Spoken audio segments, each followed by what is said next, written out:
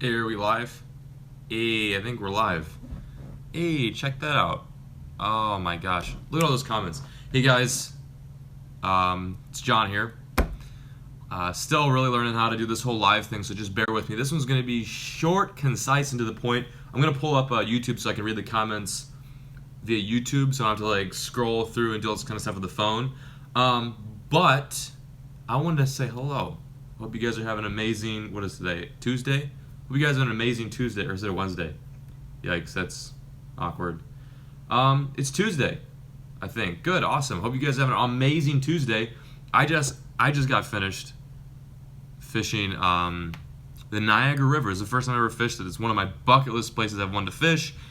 And I was fishing there today with my buddy Dennis and his friend Connor. It was a good experience. Caught my first largemouth on the Niagara, and I caught my first Niagara smallmouth. It was epic. It's going to be a cool video. Anyway, give me 1 second. If you guys can be patient, I'm going to pull up the live cast and so I can read your guys' beautiful, amazing comments. I don't even know how this works. This is so confusing. Anyway, but what I'm going to talk about today is I want to talk about the lures that I travel with. It's something that, I kind of do a lot of. I do a lot of traveling and I do a lot of fishing. Therefore, I think it's only appropriate to talk about how I kind of manage like all the tackle and stuff like that. I know a lot of you guys out there travel. You don't necessarily have to be like someone who, flies as much as I do, but I'm assuming that a lot of you guys, go on road trips. So I want to talk about some of the lures that I always bring with me. Like these lures never leave my side when I'm traveling. So let's get right into it. First off, I've got this size, I think it's a 3700 size box. These boxes are all waterproof. This is first of all, I'm not sponsored by Flambeau, nor do I care if they get any business. But for you guys' sake, it's a Flambeau box. It's like a Z-Rust box with nothing rust in it. There's a lot of other companies out there like Plano that makes boxes that can do the same thing. But this one's good because I could drop this thing in the water, which I do often, and it's never going to, ruin my baits. First off, let's get something out of the way. I am not a very organized person, as you can see right there. But I do have a little bit of a system, and it takes some time to kind of get used to. First off, especially in the summertime, the one lure that I always bring with me, just because it's so much fun and it's so effective when I'm finding like little grassy ponds, is a frog. This is the exact frog I used when I was fishing. Oh my gosh, Massachusetts? Yeah. Wow, it's been a while. So I've had this box up until since Massachusetts. I've been gone such a long time. So I've been using all of the same stuff. So can never leave the home or the house or the crib without a little frog, a little topwater hollowbelly frog. I'm curious if you guys also use frogs as well this time of year. If you guys always bring it with you, if it's like one of those things you guys are just like, nah, I don't really care about. But yeah, let me know. Oh, look it, I'm reading the comments here. This is beautiful. Oh, nice, some Jake Paul hate on there. I don't necessarily condone hating people, but I don't necessarily like Jake Paul either, so there you go. Hey, thank you so much. Oh my God, wait, where was he? Extreme Philly Fishing. Thank you so much for the donation. Wow, that is huge. Really appreciate it. I actually haven't seen the Niagara Falls yet, but I'm gonna try to see it before I leave. For all you guys in the Buffalo, New York area, let me know if I should see the Niagara Falls, because it's fairly close to where I'm at. I should give it a look. Oh, someone just asked for a shout out. I'll give it to you. Where are you at? Tyler Watts. There you go, bud. There's a shout out for you. I hope that made your night, man.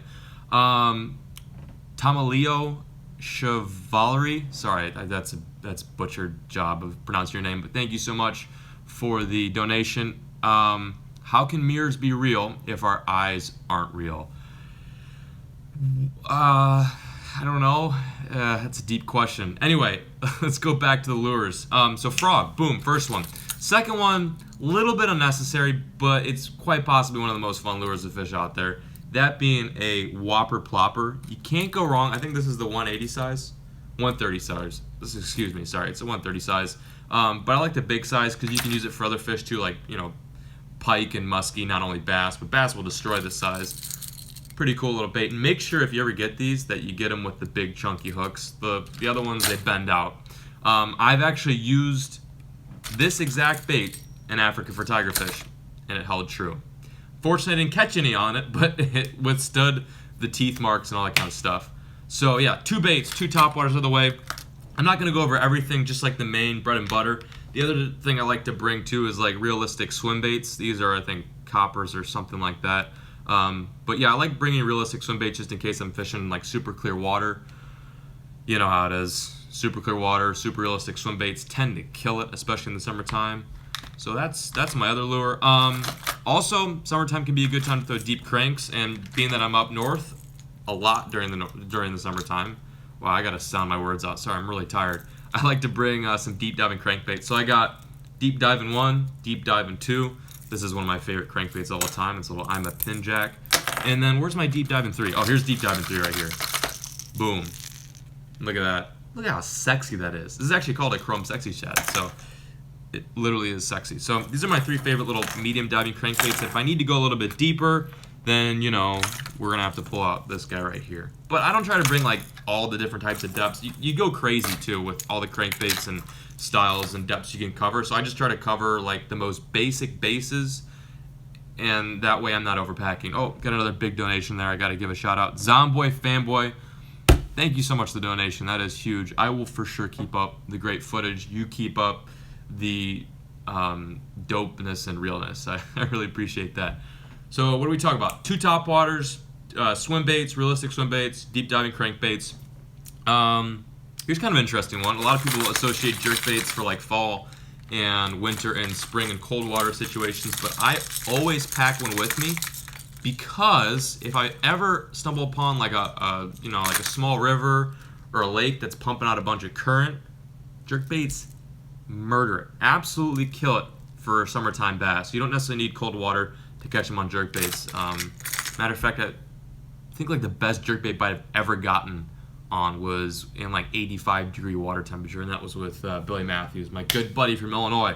Smoked him on the jerkbait. They love it. So yeah, that's another good one too. Then you can't, of course, leave home with some shallow diving crankbaits. I don't know why this one doesn't have any hooks. It's not very effective without hooks. Quick tip. I don't know what's going on there. Then I always make sure I bring some lipless crankbaits. For some reason, I just really like throwing hard baits in summertime. And there's a little lipless crankbait. See how it has no lip? Hence the name. Obviously. Good job, John. But yeah, along with the crankbaits, I like to bring some extra treble hooks in case they bend out or if I lose them. And I don't know, it's just one of those things. Oh, I'm going to double back real quick here, guys. Another lure that I like to bring to is a realistic bluegill swim bait. In the Midwest, that's what all of these big bass tend to eat in the summertime. Little bluegill swim baits. And I actually used this in Ohio for a little challenge video, or was it a challenge video? I think I was just fishing with it for fun. Anyway, this goes really well with the shad swim bait, which I also showed earlier, but bluegill swim baits, kill it. I'm gonna take like 2 seconds to read some comments because I'm seeing a ton, and I don't want you to think I'm ignoring you guys. Alicia, what are the chances I'll see this? Very high. I want to chase kings on Lake Michigan on kayaks.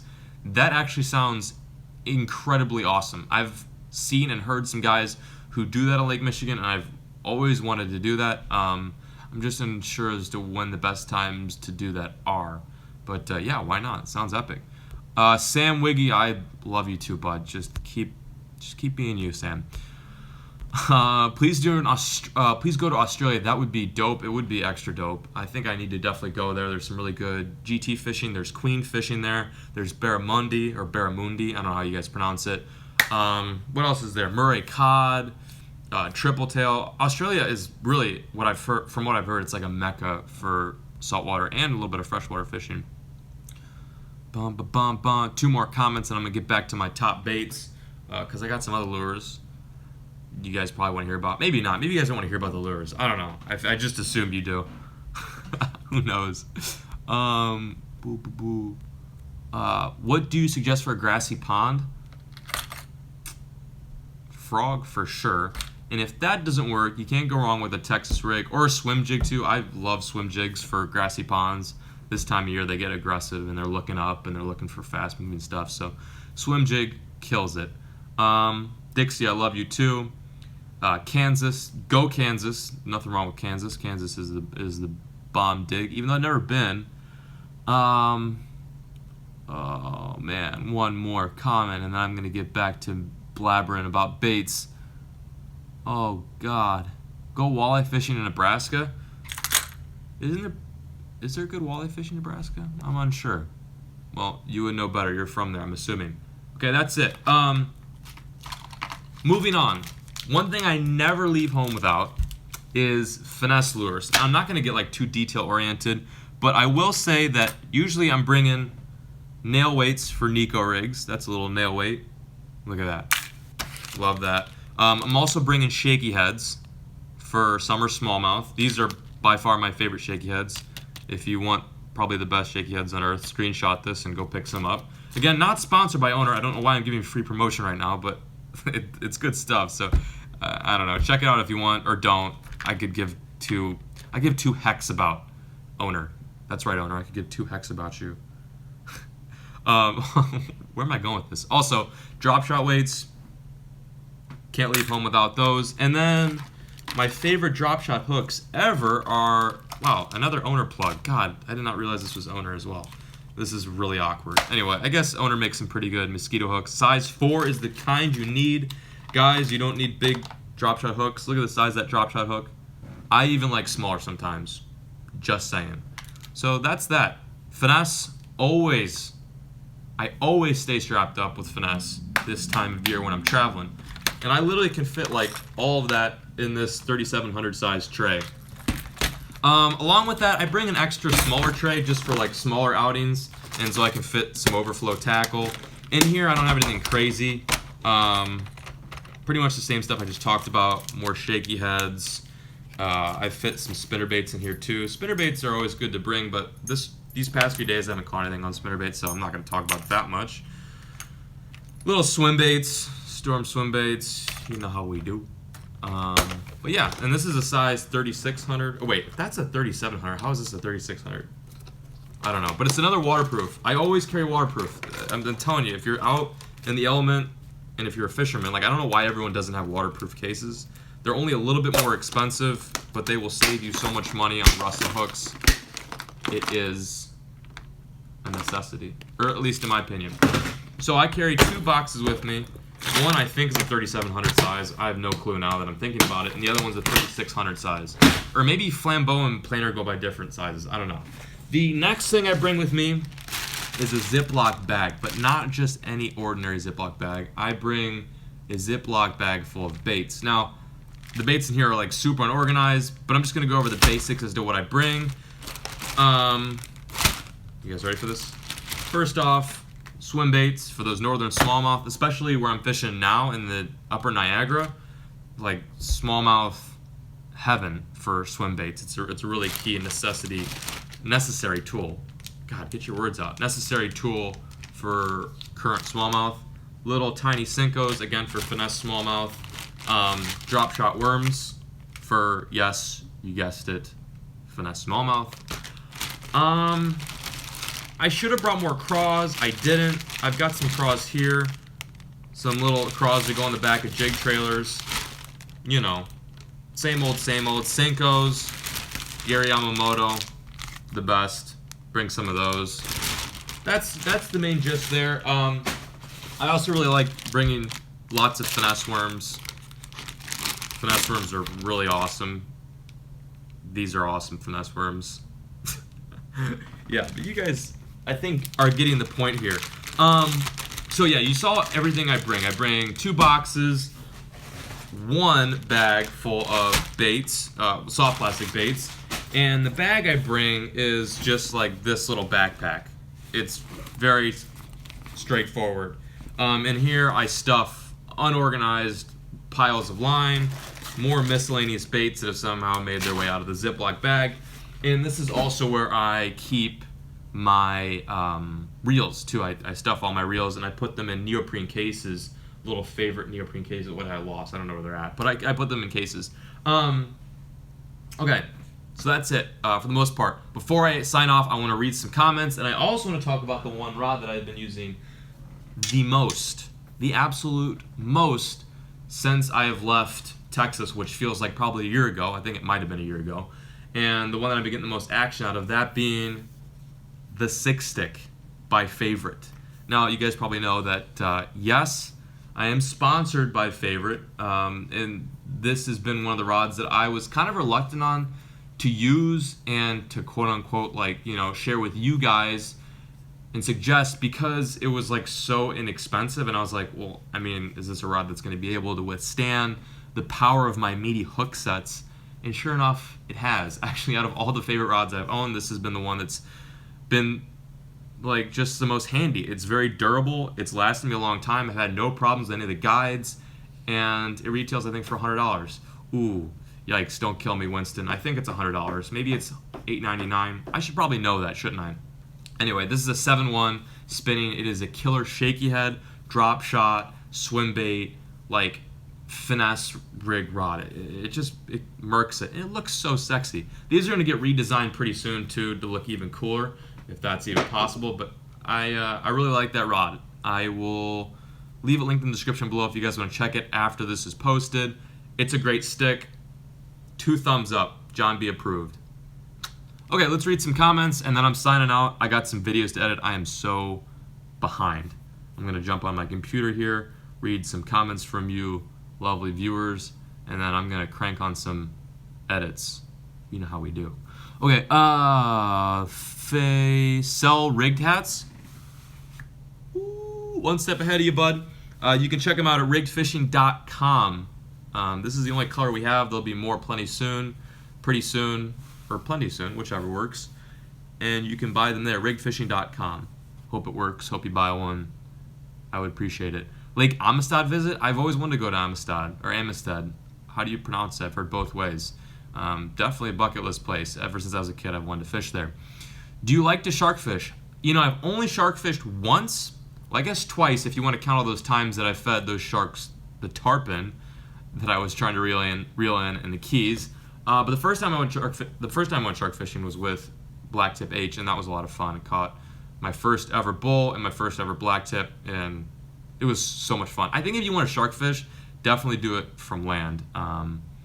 Land-based shark fishing is way more intense. It's more fun. It's more sporty, in my opinion. Wow. Please come to Boston. I was just in Boston just a month ago. You missed me. Sorry, bud. Boo, boo, boo, boo, boo. Meetup. Oh, that reminds me. For all you guys who are in the upstate New York or maybe Ontario area, like Southern Ontario area, let me know. I want to do a pop-up meetup tomorrow around, I think, maybe 7 p.m. your guys' time, obviously, because I'm in New York. I want to do it at the Cabela's that is just right outside of Buffalo. Let me guys know if are there any Buffalo viewers out there? Like, is it worth it? Are there any New York, like, is it worth it? Should I do it?